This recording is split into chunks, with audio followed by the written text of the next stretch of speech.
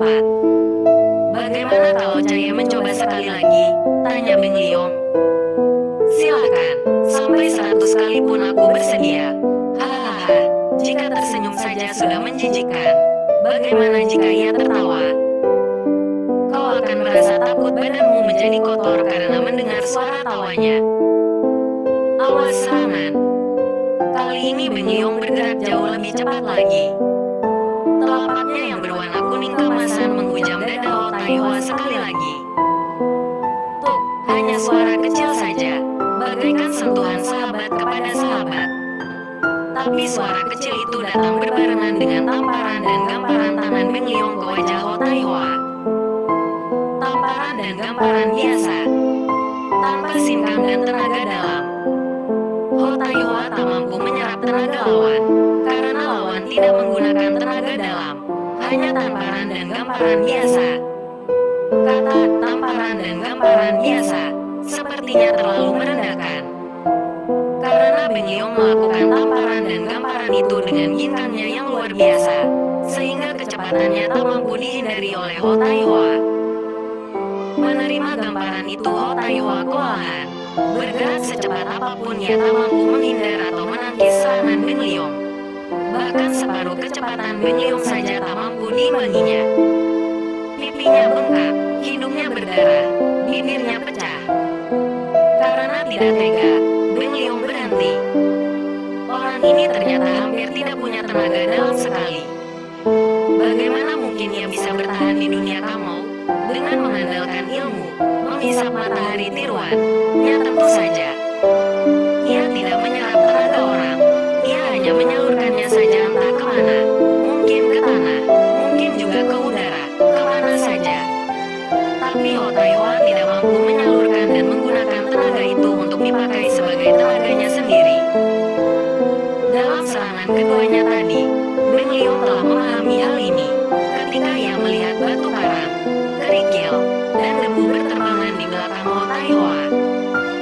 Akhirnya ia tahu cara mengalahkan orang ini. Apakah Tuan mau menyerah kalah? Pin Beng Liong sopan. Kau lihat apakah aku sudah mati? Belum mati ya belum menyerah. Senyum Ho Taiwa sudah hilang dari wajahnya.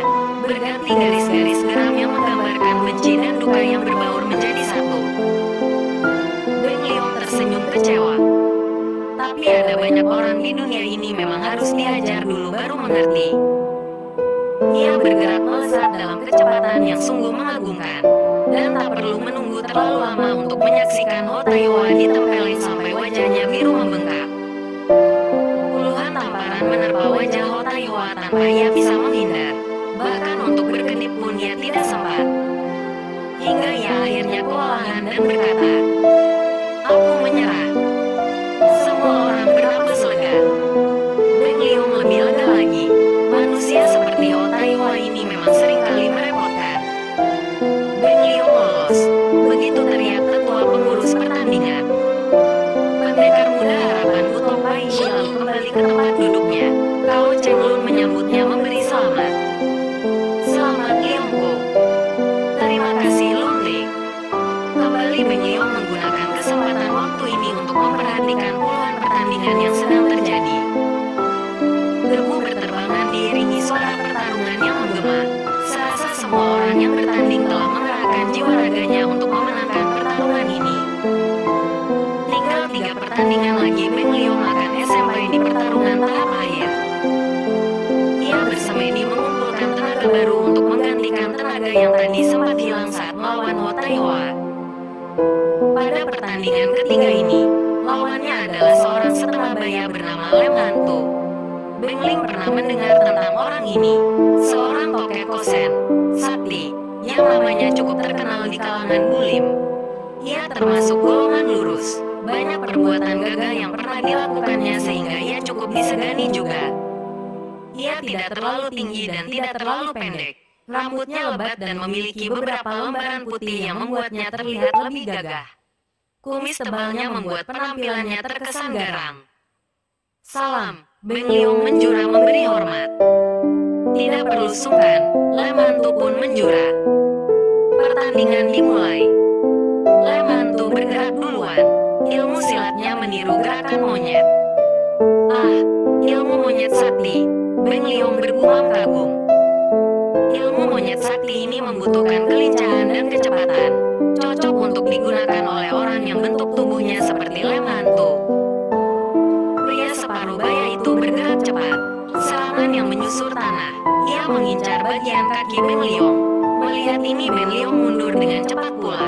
Tahu-tahu tangan lem hantu telah membabat perut Beng Liong. Dengan mengeluarkan suara seperti monyet tangannya menyambar. Walaupun sempat kaget dengan cepatnya serangan itu, Beng Liong tidak panik. Karena seberapapun cepat manusia yang ada di muka bumi ini, tidak mungkin akan lebih cepat dari Beng Liong. Menerima serangan itu, Beng Liong menggunakan tarik kun untuk membuyarkan gerak serangan itu. Tangannya menggenggam kedua tangan lem hantu, siap melemparkannya ke samping. Tadinya telapak yang tergenggam itu memiliki kekuatan dahsyat dan kini berubah menjadi cakar elang yang menggores tangan Beng Liong. Lem hantu ternyata sengaja membuat dirinya terpegang agar dapat melaksanakan serangan ini. Gerakan tipuannya sangat halus sehingga bahkan Beng Liong sendiri tidak menyadarinya. Cerdas. Serta-merta Beng Liong merasa tambah bersemangat. Ia menyukai tantangan baru. Awas serangan, seru Beng Liong sambil bergerak menyerang. Serangannya kali ini berupa gerak tipu butong pai yang bernama tangan meminta hati memberi. Gerakan ini berupa sebuah tinju yang menghujam ke arah dada. Lem hantu menangkis tinju itu dengan menggunakan cakarnya yang mengincar siku Beng Liong. Mau tidak mau Beng Liong harus menghentikan serangannya. Tapi dengan cerdas Beng Liong hanya perlu melangkah sedikit ke samping. Sikunya selamat dan kini tinjunya sudah meringsek masuk ke dada lem hantu. Terpaksa lem hantu mundur sedikit untuk menghindari tinju itu. Sebagai ahli silat, ia hanya perlu mundur sedikit saja. Karena setiap gerakan ahli silat pasti harus diperhitungkan matang dan tidak menyia-nyiakan gerakan atau tenaga. Ia selamat dari tinju itu. Tapi begitu tinju itu terhenti, Beng Liong segera menjentikkan jarinya. Kekuatan jentikan jari itu begitu kuatnya sampai saat menghantam dada lem hantu. Lelaki itu kemudian terjengkang ke belakang. Ia segera bangkit lalu menyerang ke depan. Kali ini dengan jurus belalang cancorang. Jurus ini mengandalkan kekuatan sapuan tangan. Gerakannya lincah dan cepat, menyambar kepala dan dada Beng Liong pada saat yang bersamaan. Serangan ini memang berbahaya karena menyerang daerah-daerah mematikan lawan. Tapi serangan ini juga mempunyai kekurangan karena menyisakan ruang kosong yang terbuka jika ternyata lawan lebih cepat. Tentu saja Beng Liong lebih cepat. Melihat daerah terbuka itu, dengan cepat kaki Beng Liong menendang. Tapi ia tertipu lagi. Lem hantu memang sengaja membuat serangan seperti itu agar dapat memancing Beng Liong menendang. Karena begitu Beng Liong menendang, justru daerah bagian bawahnya sendiri terbuka. Dengan cepat tubuh lem hantu sudah condong ke belakang menghindari tendangan Beng Liong. Lalu kakinya sendiri sudah menyapu kaki Beng Liong yang satunya. Gerak tipu ini sebenarnya sederhana, namun lem hantu melakukannya dengan sangat-sangat alami sampai-sampai Beng Liong dan orang lain yang menonton pertandingan ini tidak menyangka sama sekali. Sapuan kaki lem hantu ini sangat berbahaya, karena jika betis Beng Liong terkena, maka dipastikan tulangnya akan hancur berantakan dan dia mungkin akan cacat seumur hidup. Untunglah Beng Liong adalah Beng Liong. Sudah jelas ia lebih cepat daripada orang lain. Dengan sekali hentak, ia telah melompat. Begitu di udara, kakinya yang tadi menendang kini sudah melancarkan lagi tendangan maha cepat. Beng Liong seperti melontarkan ratusan tendangan dengan satu kakinya dalam waktu sekejap mata. Lem hantu menangkis seluruh tendangan itu dengan kedua tangannya. Walaupun begitu ia masih kalah cepat sehingga beberapa tendangan Beng Liong ada yang masuk ke rusuk dan bahunya. Ia terjengkang ke belakang karena tendangan itu. Beng Liong tak menyia-nyiakan kesempatan ini. Segera ia menghambur ke depan dan melepaskan sebuah tendangan dahsyat yang menghujam keras ke ulu hati lem hantu. Lem hantu yang berada dalam posisi terjengkang itu seperti sudah tidak memiliki cara lagi untuk menangkis atau menghindari tendangan itu. Tapi ia adalah raja gerak tipu. Kedua kakinya secara aneh sudah membelit kaki Beng Liong. jurus ular. Belitan ini begitu cepat, kuat, dan licin. Dengan segenap tenaganya ia berusaha menghancurkan kaki Beng Liong dengan tenaga belitannya. Beng Liong berusaha melawan tenaga belitan itu dengan Tai Kep Kun. Tapi percuma, tenaga belitan itu menggunakan sejenis tenaga dalam yang lemas, sama seperti Tai Kep Kun. Karena itu, semakin Beng Liong menggunakan tenaga Tai Kep Kun, semakin dirasa belitan di kakinya semakin menyakitkan.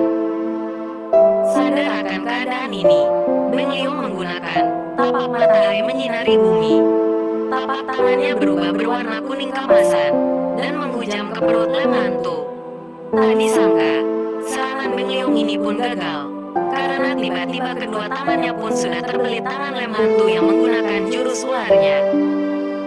Serasa seluruh geraknya sudah terbaca Lem Hantu, serasa seluruh ilmunya sudah dimengerti Lem Hantu. Nampaknya sejak awal Lem Hantu sudah memikirkan seluruh gerakan dan serangannya. Semua sudah direncanakan dengan rapi dan matang. Gerakan tipuannya sama sekali tidak terlihat sebagai gerakan tipuan. Ia mungkin boleh kalah cepat atau kalah kuat, tapi ia sama sekali tidak kalah pintar. Ilmu silatnya sederhana, bahkan sangat pasaran, tapi ia mampu menggunakannya sebaik mungkin. Belitannya telah membuat Beng Liong tak berkutik sama sekali. Tak berapa lama lagi, pendekar kebanggaan Utompai ini akan hancur lengan dan kakinya. Walaupun disergap seperti ini, wajah Beng Liong terlihat tetap tenang dan anggun. Memang ada sebagai orang yang jika bahaya datang mengancam dirinya, mereka merasa semakin bahagia. Beng Liong tak dapat bergerak. Belitan Lem Hantu telah mengunci seluruh pergerakannya. Ia mengerahkan segala akalnya untuk melepaskan diri. Lalu terjadilah hal yang mengherankan itu. Lem Hantu melepaskan belitannya dan melompat ke belakang dengan wajah ketakutan. Kau, bisa ilmu menghisap matahari. Ilmu menghisap matahari memang adalah salah satu ilmu paling menakutkan yang pernah ada dalam sejarah Kamou. Tentu saja tidak, kata Beng Liong sambil tersenyum. Lalu, Lem Hantu masih terbata-bata. Kebetulan tadi Caye bertarung dengan lawan yang bisa menyalurkan tenaga orang lain ke tanah atau ke udara. Jadi Caye pergunakan kesempatan itu untuk mempelajarinya. Para penonton yang mendengarkan penuturan Beng Liong sontak terkagum-kagum. Jika Beng Liong dapat mempelajari ilmu orang lain dalam sekali lihat, bisa dibayangkan betapa hebatnya ilmu Beng Liong saat ini. Kemampuan seperti ini hanya muncul 500 tahun sekali. Sayangnya para penonton tidak tahu bahwa ada orang lain yang mempunyai kemampuan seperti ini. Sayangnya pula orang itu telah mengorbankan dirinya ke dalam jurang. Caye menyerah kalah, kata Lem Hantu sambil menjura. Ia bukan penakut, ia adalah orang yang bisa melihat kenyataan. Memangnya apa yang bisa kau lakukan saat menghadapi musuh yang bisa menyerap tenaga dalammu? Terima kasih Eng Liong sudah banyak mengalah, kata Beng Liong menjura sambil tersenyum ramah. Biarpun Lem Hantu menyerah dengan mudah, menghadapinya adalah sebuah kesulitan besar. Lem Hantu menguasai cara-cara menipu lawan, mempengaruhi lawan, memperdaya dan mendikte lawan. Ia menipu tetapi tidak curang. Seluruh gerakannya memang sudah dipersiapkannya terlebih dahulu. Setiap serangan, gerakan bertahan, dan lainnya, semua telah dirancang sedemikian rupa agar dapat menjebak lawan. Bahkan saat Lem Hantu terkena pukulan pun, itu semua karena Lem Hantu telah merencanakan bahwa ia harus terpukul, agar dapat memancing lawan bergerak sesuai keinginan Lem Hantu sendiri. Sungguh cerdas. Kekuatan dikalahkan oleh kecerdikan. Bahkan Beng Liong hanya bisa selamat karena ilmu menghisap matahari-nya tadi. Bukan ilmu menghisap matahari yang sebenarnya, tapi lumayan berguna juga. Mau tidak mau, Beng Liong harus mengakui Lem Hantu memang adalah petarung yang paling berat yang pernah dihadapinya sampai saat ini. Ia pun banyak mengambil pelajaran dari pertarungan ini. Ia kembali ke tempat duduknya, beristirahat memulihkan tenaganya. Kurang 2 pertarungan lagi. Cukup lama juga Beng Liong beristirahat sampai semua pertarungan selesai. sampai ketika pertarungan tahap keempat dilaksanakan. Beng Liong melawan Sim Longo. Mendengarkan namanya saja Beng Liong mengerutkan kening. Longo berarti iblis tua. Ia sudah mendengar tentang orang ini. Ia pun tidak kaget ketika yang maju ke depan adalah seorang anak-anak. Melihat gerak-geriknya, Beng Liong sadar bahwa usia orang ini tentulah sudah tua. Hanya perawakannya saja yang tampak seperti anak-anak.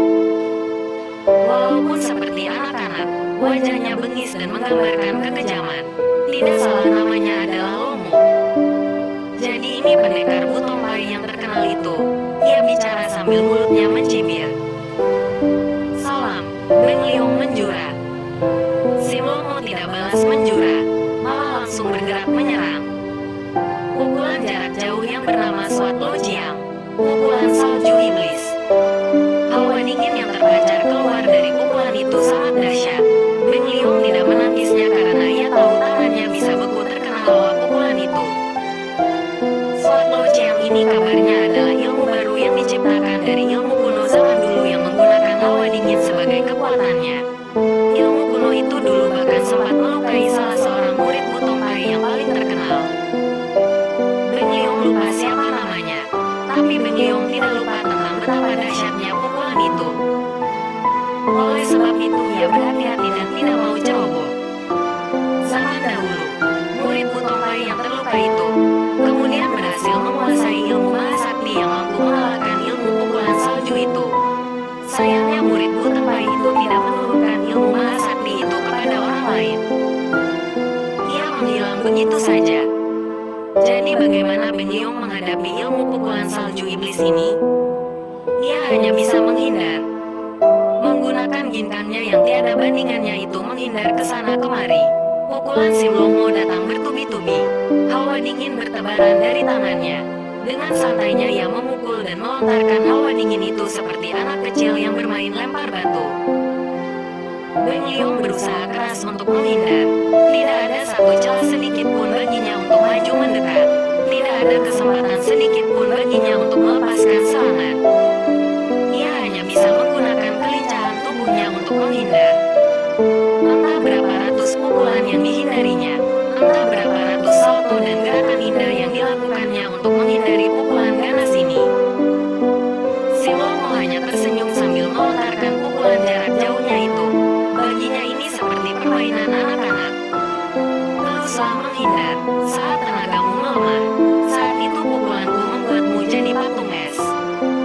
Beng Liong tahu, tak akan ada kesempatan padanya jika ia tidak mengambil resiko. Maka sambil melompat memutar di udara, ia bergerak maju. Swing. Hampir saja kepalanya terkena sambaran hawa dingin itu. Bahkan sebagian rambutnya ada yang membeku. Ia mengambil resiko lagi. Kali ini kembali hampir saja dadanya beku. Walaupun selamat, jantungnya terasa dingin sekali. Seolah-olah jantung itu berhenti secara tiba-tiba. Tinggal selangkah lagi Beng Ling akan dapat menjangkau Sim Longo. Iblis tua itu pun tidak mundur sedikit pun. Ia sangat yakin kepada pukulannya. Di dunia ini memang tidak ada seorang pun yang pernah selamat dari pukulannya. Justru semakin dekat jarak orang itu dengan dirinya, semakin besar kemungkinan pukulannya menemui sasaran. Sinar putih dingin membeku itu semakin berbahaya menyerang Beng Liong. Seluruh penonton menahan nafas melihat perjuangan pemuda itu menghindar dari pukulan-pukulan Sim Longo yang ganas. Hingga saat itu kemudian tiba. Tapak Sim Longo beradu dengan tapak Beng Liong. Apakah ini akhir dari kisah pendekar Butong Pai yang gagah itu? Semua orang seperti menangisinya. Wajahnya pucat memutih seperti es. Tubuhnya bahkan terlihat seperti membeku. Untuk beberapa lama telapak kedua orang itu beradu, menempel lekat seperti tak ada satupun di dunia ini yang mampu memisahkan kedua tapak itu. Lalu terjadilah hal yang paling aneh. Bukan tubuh Beng Ling yang membeku, tetapi tubuh Sim Longo lah yang perlahan-lahan membeku. Dimulai dari telapak tangannya, lalu menjalar ke lengannya, lalu ke sikunya. Sim Longo hanya mampu membelalakan matanya dan mengeluarkan suara yang menyedihkan. Ah, Raang. Suara remuknya kedua telapak tangan si Longo terdengar seperti suara gelas yang pecah di banting. Ah, ia hanya bisa menangis kesakitan. Dengan cepat Beng Liong menotok jalan darahnya agar ia pingsan dan tidak kehabisan darah. Bagaimana Beng Liong dapat melakukannya? Apakah dia menguasai juga ilmu Swat Lo Jiang? Tentu tidak. Ia hanya menggabungkan ilmu menyalurkan tenaga yang tadi sempat dipelajarinya dari lawannya dengan Tai Kek Kun. Dengan ilmu menyalurkan tenaga ia mampu menyerang hawa dingin itu. Dengan Tai Kek Kun, ia mampu mengendalikan aliran hawa dingin itu agar tidak melukai tubuhnya. Bahkan malah membalikkan tenaga hawa dingin itu kembali kepada lawannya. Sederhana. Dibutuhkan keberanian, ketelitian, bakat, dan kecerdasan yang sangat tinggi untuk melakukan hal sederhana ini. Dan di kolom langit ini, mungkin hanya Beng Liong yang memilikinya. Beng Liong dari Butong Pai lolos ke pertandingan akhir. Para pengurus pertandingan telah mengurus si Longo. Tokoh sakti ini telah dibuat pingsan oleh Beng Liong. Beberapa orang yang bertugas di bagian pengobatan kemudian berusaha mengobati lukanya. Beng Liong pun beristirahat. Pertandingan ini menguras tenaganya. Setiap pertandingan tingkat kesulitannya semakin bertambah. Hal ini malah membuatnya bersemangat. Itulah sebab mengapa orang-orang Kamau ini lebih suka mencari lawan ketimbang mencari kawan. Beng Liong bersemedi. Ia mengosongkan segala pikirannya dan mengumpulkan kekuatannya. Ia tak peduli siapa lawannya di pertarungan akhir nanti. Ia tak mau pikirannya terbebani oleh kehebatan lawan. Siapapun akan dihadapinya. Hari telah gelap, obor sudah dinyalakan. Pertarungan terakhir, Beng Liong dari Butong Pai melawan Gan Xiaoya, teriak pengurus pertandingan. Cukat Tong baru saja tiba. Daerah itu sungguh ramai oleh manusia. Dengan segenap kemampuannya ia mencari Chiao San, tetap saja tidak bertemu. Mencari Ang Lin Hua dan Lu Pinghu pun tidak berhasil. Mencari Suma Sun pun tak ada. Ia tak ingin ceroboh dengan bertanya ke sana kemari. Ia yakin ada sesuatu di balik hilangnya seluruh sahabat-sahabatnya ini. Akhirnya ia memutuskan untuk menikmati saja dulu pertandingan Beng Liong melawan Gan Xiaoya ini. Ia yakin terhadap sahabat-sahabatnya. Apapun yang terjadi, ia tetap yakin kepada sahabat-sahabatnya. Kepercayaan seorang laki-laki kepada sahabatnya hanya akan muncul jika sahabatnya itu juga memberikan kepercayaan kepadanya. Oleh karena itu seseorang tidak boleh berharap akan menemukan sahabat sejati sebelum dirinya sendiri pantas untuk disebut sahabat sejati. Ia tidak mungkin mencari sahabat yang dapat dipercaya sebelum dirinya sendiri pantas dipercaya. Ia tidak pantas meminta sahabatnya berkorban untuknya sebelum dirinya sendiri berkorban untuk sahabatnya. Dan Cukat Tong yakin seyakin-yakinnya terhadap dirinya sendiri. Ia adalah orang yang dapat dipercaya, dan ia telah mengorbankan dirinya demi sahabat-sahabatnya. Oleh karena itu pantas pula baginya untuk tetap tenang, karena ia yakin sahabat-sahabatnya ini tentu tak akan membuatnya kecewa. Karena sahabat sejati adalah jodoh. Jika kau tak menemukan mereka, merekalah yang akan menemukanmu. Cukat Tong duduk di atas sebuah pohon. Bukan keanehan karena banyak pula penonton yang menyaksikan pertandingan dari atas pohon. Pertandingan terakhir ini, seperti kebiasaan, dilakukan di atas sebuah panggung khusus. Panggung berbentuk bundar yang kokoh. Ukurannya cukup lebar. Menurut peraturan, siapa yang terlempar keluar dari panggung itu berarti dianggap kalah. Pertandingan menjadi lebih sulit dan seru karena ruang gerak dibatasi. Silakan maju ke atas panggung bagi kedua peserta. Beng Liong dan Gan Xiaoya maju ke depan, tapi Cukat Tong sudah tidak peduli. Telinganya yang tajam telah mendengar percakapan orang-orang di sekitarnya. Ia akhirnya tahu apa yang telah terjadi sebelum ia tiba. Dengan wajah merah padam ia segera menuju jurang tempat Chiao San terjatuh. Suara lengkingan keluar dari mulutnya. Tak lama kemudian ia melompat ke jurang. Tak ada seorang pun yang tahu jika ada seorang manusia melompat ke dalam jurang. Semua mata, semua Semua perhatian manusia yang ada di puncak gunung itu tertuju kepada Beng Liong dan Gan Xiaoya. Hari telah menjelang gelap, obor-obor pun telah dinyalakan. Malam telah menjadi sangat senyap walaupun ada ribuan orang yang berada di sana. Jika kau menyaksikan apa yang telah terjadi beberapa waktu yang lalu, kau tentu tak akan berani buka suara. Siapapun tak akan berani lagi menyombongkan dirinya. Pertempuran dahsyat dan ilmu yang diperlihatkan Xiao San tadi telah membuka mata semua orang. Sehebat apapun kau, suka atau tidak suka, kau harus menundukkan kepala dan merendahkan dirimu jika kau mendengar nama Xiao San disebut. Dua orang petarung terakhir telah berdiri di panggung. Begitu gagahnya.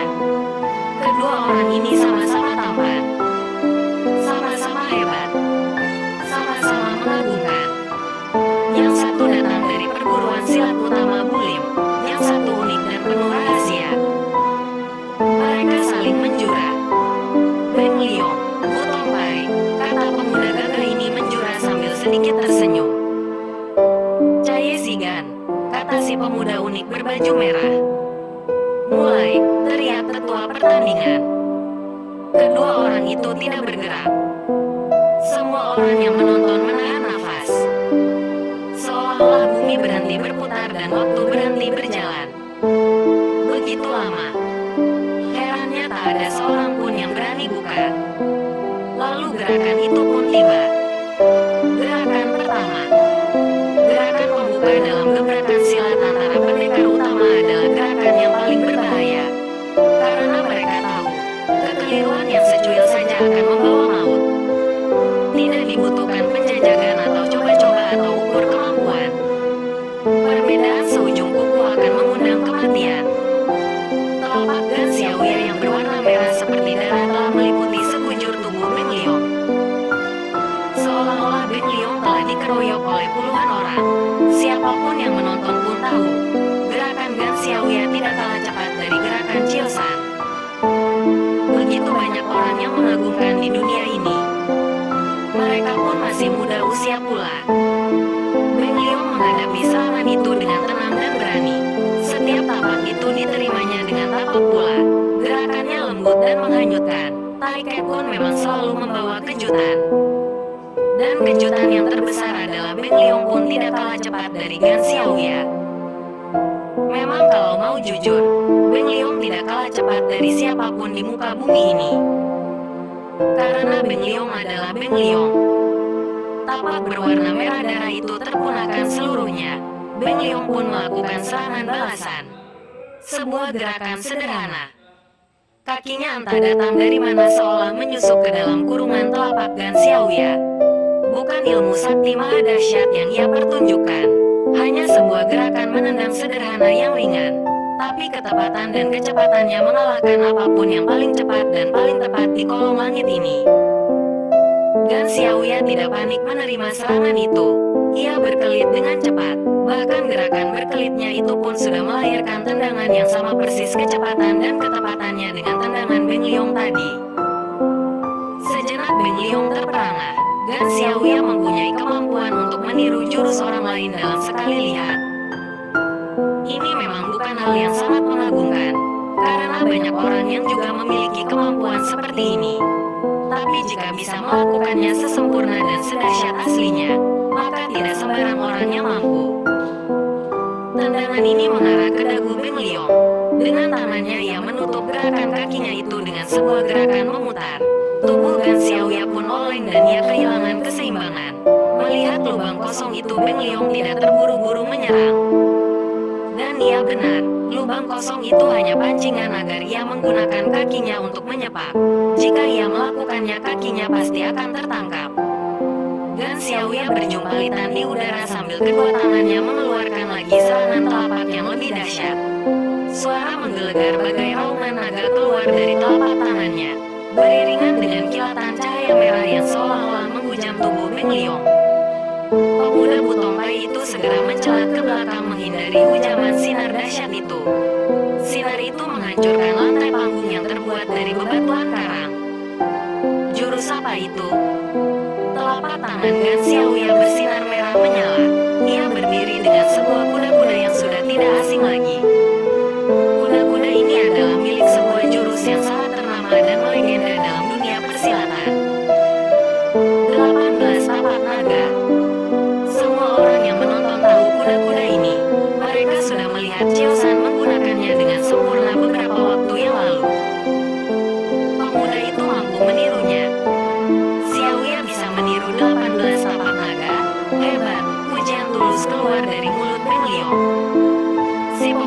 berbaju merah hanya tertawa.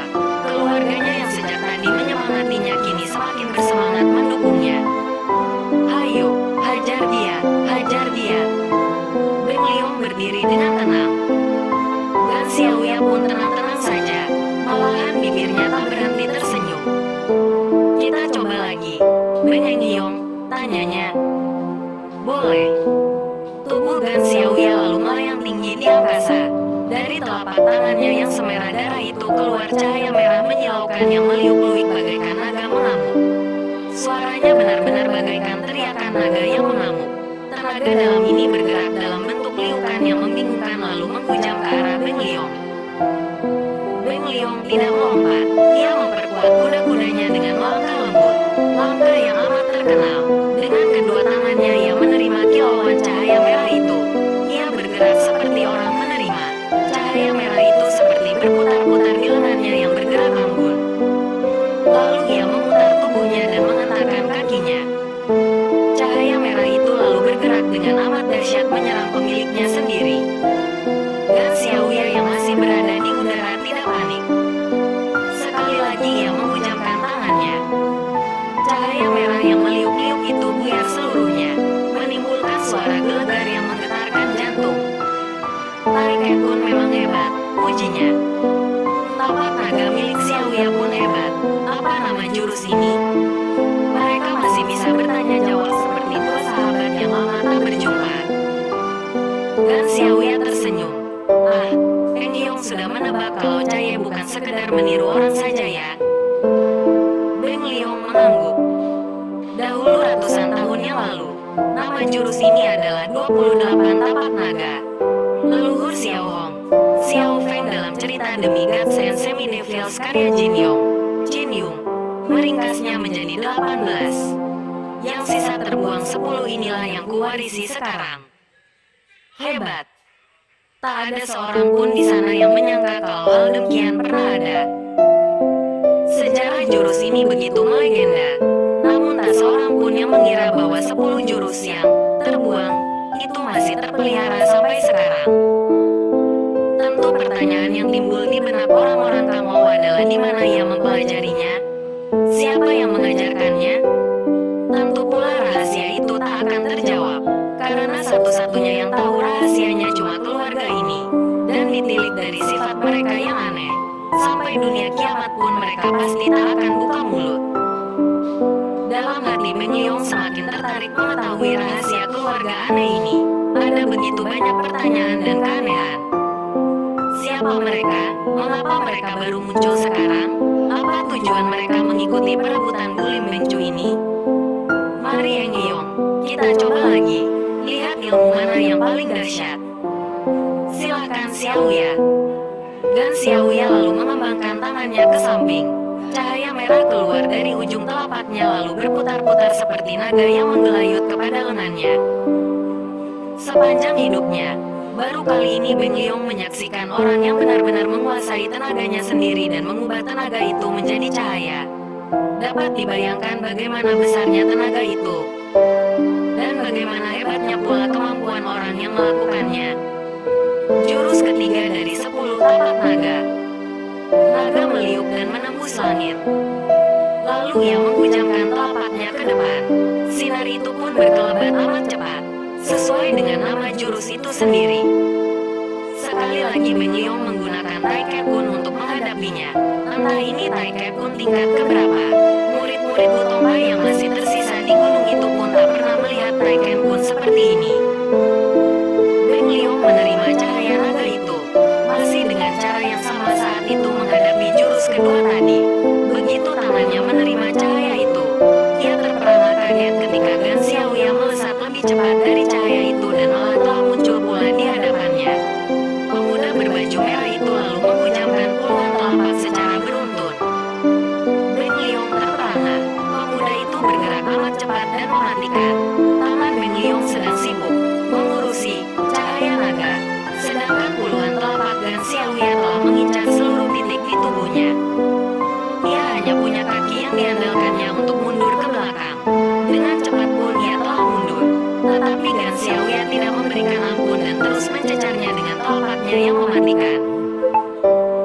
sedikit lagi Bengyong akan keluar dari panggung.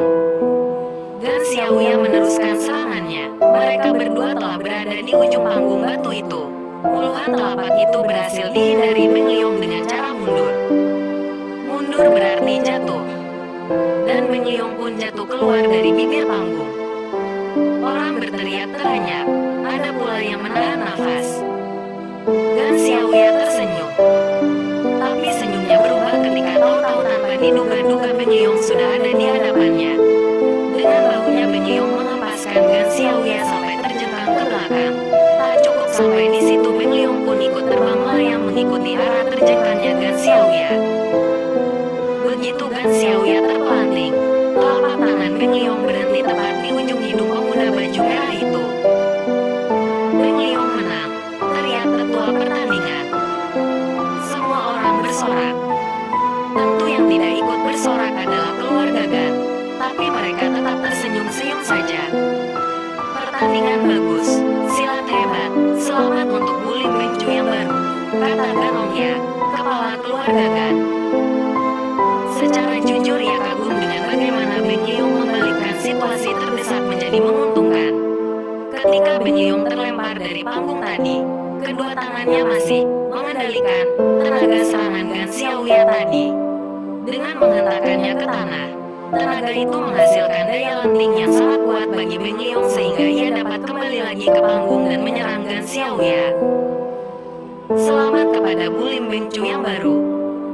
Semua orang bersorak. Segala kemegahan dan keramaian itu pun berangsur-angsur memudar. Bu Lim Bengcu telah terpilih. Banyak orang menunjukkan wajah puas. Sebagian lagi masih belum bisa melupakan kejadian dahsyat saat Chiosan menghadapi ribuan orang di atas gunung itu. Masing-masing kemudian kembali pulang. Ada yang bersedih karena kehilangan saudara dan teman di gunung ini. Ada yang bahagia karena hasilnya yang memuaskan. Ada pula yang semakin bersemangat untuk memperdalam ilmu silatnya. Satu hal yang pasti, tidak ada satupun yang bisa melupakan kejadian dahsyat di atas gunung itu. Bengyong tentu saja tidak lupa. Walaupun hatinya gembira telah menyelesaikan semua tugas ini, tentu saja ia juga bersedih atas segala kejadian ini. Segera setelah pertandingan selesai, dan ia memulihkan tenaganya, ia bersama rombongan Bu Tongpai segera mencari jalan agar sampai ke dasar jurang. Di tengah jalan mereka pun bertemu dengan rombongan Xiao Lim Pai dan Gobi Pai yang rupanya mempunyai maksud dan tujuan yang sama, mengetahui nasib pemimpin mereka. Perjalanan ini memakan waktu beberapa hari, karena jurang itu sangat sukar untuk dilalui. Mereka harus mencari jalan yang memutar dan juga harus mengerahkan ginkang agar bisa melalui jalan yang sangat susah seperti itu. Dasar jurang itu ternyata berupa sungai yang lumayan dalam. Rombongan murid ketiga perguruan terbesar itu harus menggunakan obor karena dasar jurang itu lumayan gelap disebabkan sinar matahari tidak dapat menerobos ke dalam jurang itu secara sempurna. Begitu sampai di sana, segera mereka bergerak mencari. Kadang pula meneriakkan nama-nama orang yang dicarinya. Setelah beberapa jam dasar jurang itu disusuri, mereka akhirnya menyerah. Tidak mungkin ada yang selamat, apalagi mereka menemukan beberapa potongan tubuh manusia yang tercerai-berai, juga beberapa sobekan baju. Begitulah.